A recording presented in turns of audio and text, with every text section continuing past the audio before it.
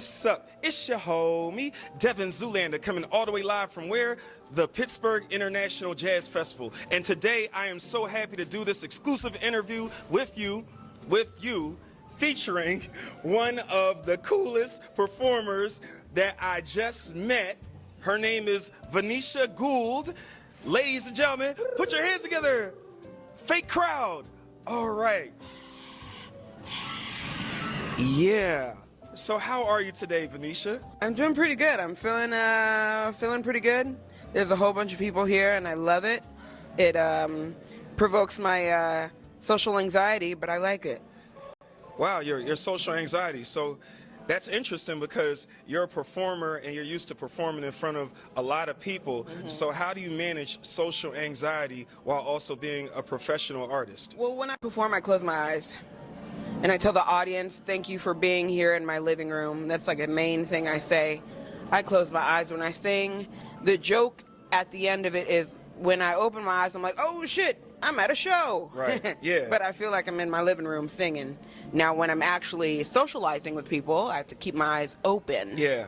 Now, I'm good with one-on-one, but going outside in crowds, you know, I'm like, ugh, where's the bathroom that I can hide out for 55 minutes. I got you. Well, that makes sense. But I'm glad that you shared that because I think some people think that just because you do something that involves public speaking, public performing, that means that somehow you're some kind of superhero that just loves all of it and doesn't feel any kind of anxiousness. Yeah, I mean, I think the main thing too is an understanding. I mean, now we have social media where you understand everyone kind of has the same damn issues. So it's easier to look at in the audience. When you do open your eyes, you're like, oh, I don't have to picture the audience naked.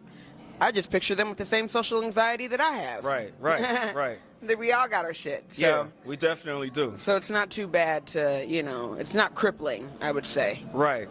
So let's go back in time. I want you to tell me, where are you from? I'm from Simi Valley, California. I was born in Burbank, California. My mom saw Boys in the Hood. Okay. And it freaked her out. She was like my son, like my older brother, who's 3 years older than me. He was born in Cedars-Sinai in L.A.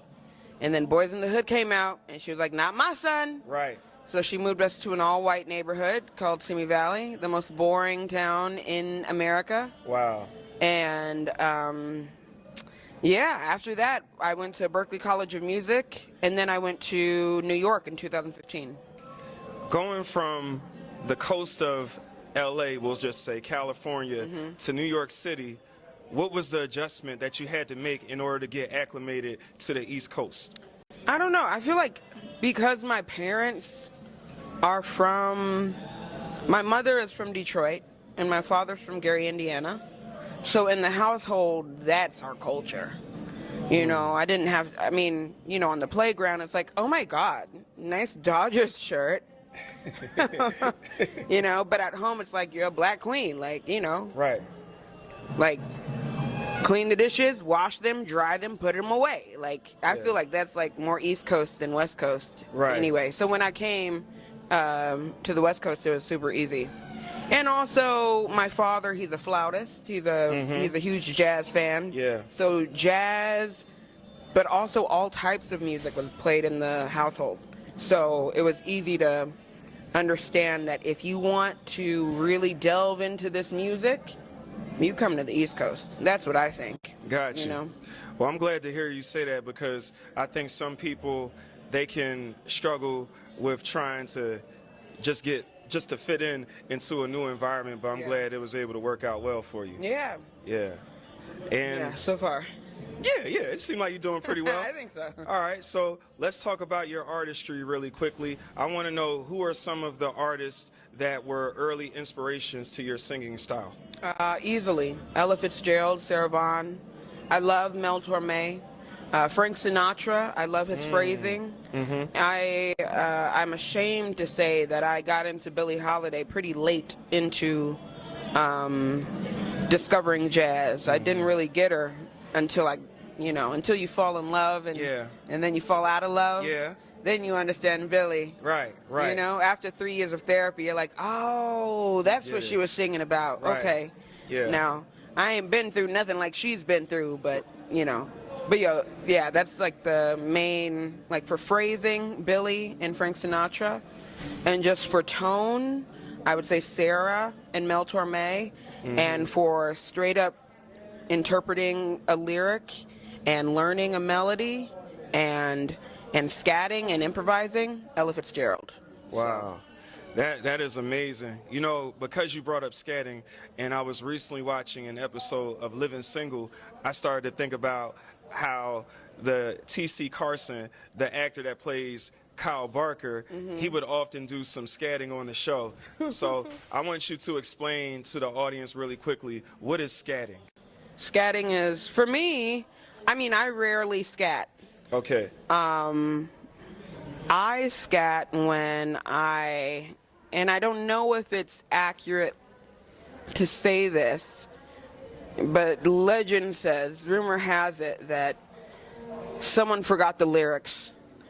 But you don't stop singing if you forget the lyrics. Right. You either make up something really quick, like a cipher on the street, like a freestyle, or you scat. So, and as long as you know the melody, twinkle, twinkle, little star, do do do do do do ba do do bo bay do do do do do do bo do do do do bo. Twinkle, twinkle, you know, that's. Wow. You just forget it, and oh shit, I forgot the lyrics. But you can't stop. That's the rule. Rule number one: you don't make that. You trick the audience into thinking you did it on purpose.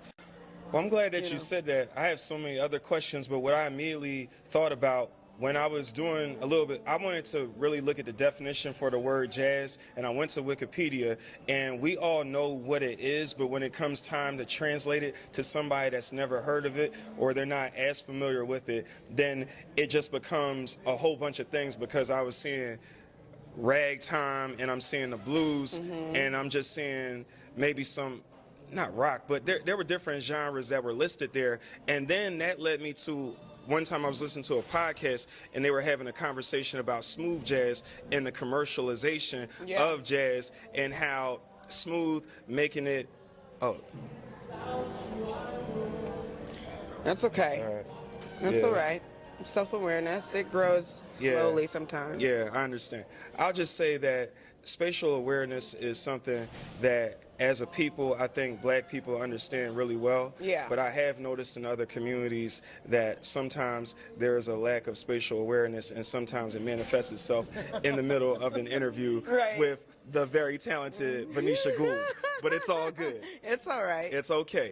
But to get back to what I was saying about smooth jazz and Kenny G and easy listening, I think what I was reading about is how that was more, it was more polished, not polished in a way where the way we do it as African Americans is rough, but it's more like I'm trying to package it up, make it more like pop. And I feel like going back to what you were saying about the cipher and us being black people, and even things like us viewing time as circular rather than linear, then for us, we can just come off the top, perform it differently each time like we're cooking. So anyway, to bring it back to you to where you can respond, I just got on my shit real quick. I like it. What I want to ask you about is, in trying to be the most successful artist that you can be, because while you love the art, you're not doing this for free. Have you ever come to a crossroads where you had to make a decision about, I know I'm a jazz singer, but in order to make more money, I might need to change my style to appeal to a broader audience? Has that ever been something that you had to definitely wrestle when I first moved to New York, I tried to do the whole wedding gig route. You know, Stacy's mom has got it going on. She's all I want, and I waited for so long. I just ain't got it, you know? It's just not my thing. You were singing that? No, but I tried. I auditioned, and I was like, I don't think this is my route, because I didn't have my heart in it. My heart was not in it. So got you. I personally, and then there's also the sideman route where you like learn music that others have written for their gig, I don't have the work ethic. I don't know if it's ADHD. I mean, white people have been able to say they have ADHD for so long. I have ADHD. I literally think I have ADHD. Okay. That if I don't like it, I won't learn it. Yeah. And you can tell. Yeah. So with that said, I was like, well, I'm definitely not going to be able to pay rent off of my work ethic towards other people's music. I'll pay rent over my music, though. Yeah. I know how to book a gig. You know, I had people over my apartment. I paid them $50 each. I recorded that shit and I sent it to bookers. Hey, this is my music. Here's the straight ahead jazz standards, and here's 3 originals. You choose what you'd like.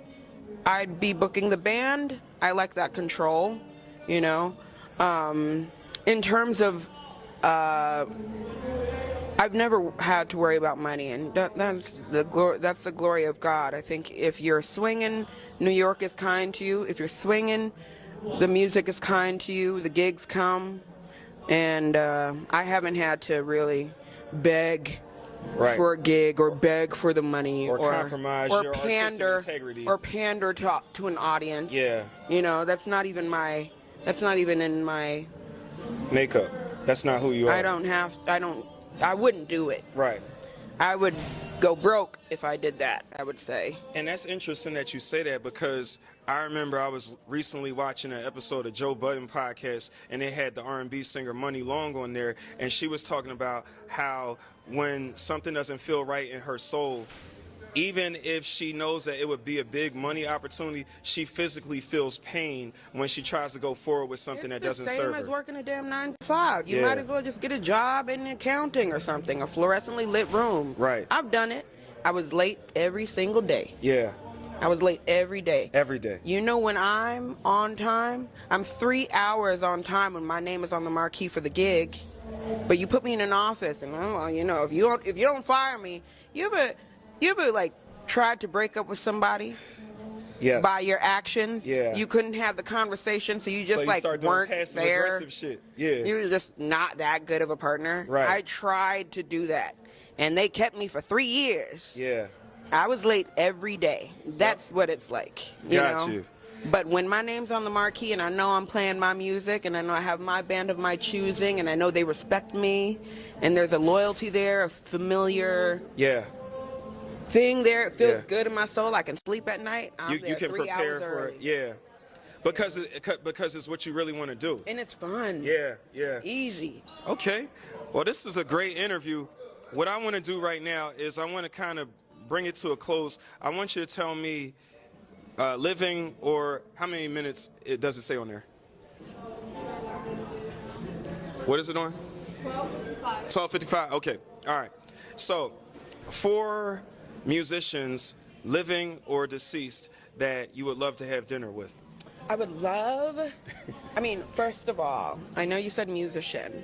Okay, you can mix it up. But like, I know Jesus hung out with sinners and prostitutes and shit, and I just want to have a conversation with him and be like, how far did that go? Right. You know? What did you see? What did you see? Yeah. Like, how did you, keep yourself from temptation? What was your boundary, over a glass of wine or water that he turned into wine, holy? you know? Right. How'd you stay holy? Right. You're talking about you hanging out with prostitutes and shit. That would be a fun conversation. Also, I'd love to hang out with, maybe, I would like to hear from Charlie Parker. You know? Bird. Wait. No, it's Don. Yeah, Bird. Bird, that's what I thought. I'm really intrigued by him. I'm really intrigued by Panonica, who's a huge name in the jazz world, a very intriguing enigma in the jazz world. This white woman from the Rothschild family. Okay. Who championed a lot of musicians. That would be a fun, interesting conversation with her. Nika's Dream, right? She's the inspiration for Nika's Dream, and Panonica, My Butterfly from Thelonious Monk. Yeah. And then Sarah Vaughan, why not? I don't know. Right. Maybe Whitney Houston. Wow, that's amazing. Is that a lot of people? That's too many. I lost count, but I appreciate you answering it thoroughly. Maybe Aaliyah too. I want to know that story. Yeah. Like 15, girl? Yeah. 15. Oh, well, that's another conversation. But speaking of problematic people that are connected to people that we really love, I'm also thinking about how I still watch episodes of The Cosby Show. And for me, my earliest introduction to jazz was being able to watch that show, seeing Dizzy Gillespie, seeing all B.B. King, I think, was on an episode. They had all these different people on there.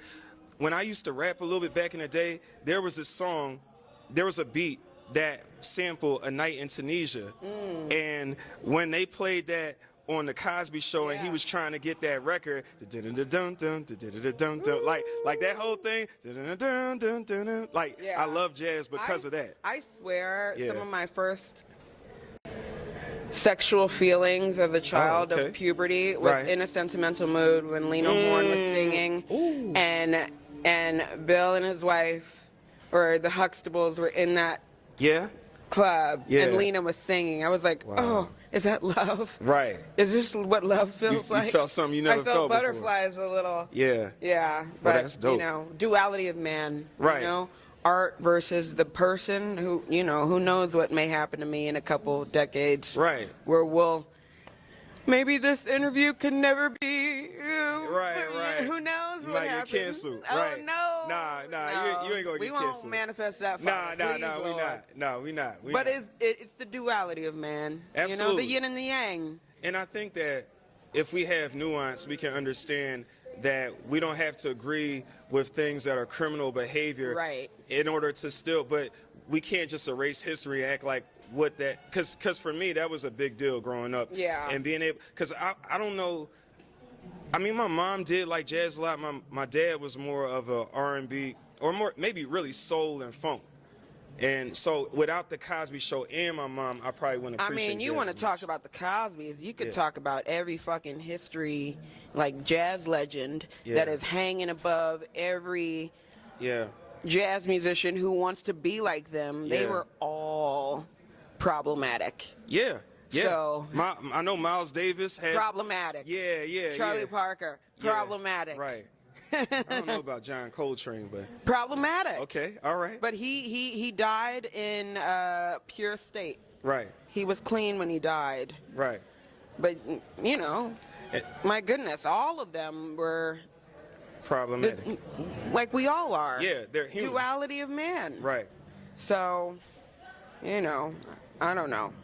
Okay, well, what are you about to say? I was like, you can edit that out, but also you can keep it. I feel good. All right, cool. With it. What I wanted to ask you is, if I am someone who has never heard of Vanisha Gould, and I'm looking for a song, just one song that is a good introduction to who you are, what song would you recommend for me to listen to? Gypsy Feet.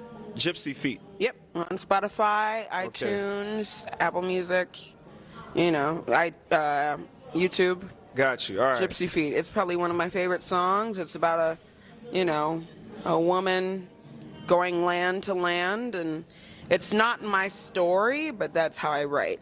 It's from the collective, just grabbing stories from the air, and I think it's a good representation of how I write and who I am, definitely. That's amazing. Well, Vanisha, I want to say thank you very much for doing this interview with me. You are a remarkable person. I look forward to digging more into your art and to being able to be a champion for you. So whenever someone is talking about jazz music, jazz artists that they need to listen to, then I want to tell them, oh yeah, y'all heard about Vanisha Gould? And they'll be like, no. Oh, well, let me play something. Let me get your hip, I'll play it for the Uber passengers for you. Nice. You know, smooth them out a little bit. I like it. Give them a little scat, little real quick. There you go. Because, you know, sometimes for different audiences, I can use you gotta it. mix it up. Nice. Yeah. So should I slap him in the face now? Oh, my God. You don't have should to. I? Like right now? Okay. Yo. All and right. then edit. Like, yeah. Right. Well, this has been another interview on the Devin Zoolander Show. I'm Devin Zoolander. Thank you very much for watching. And remember, stay moisturized and mind your business. That's all. Just mind your business. All right. Peace.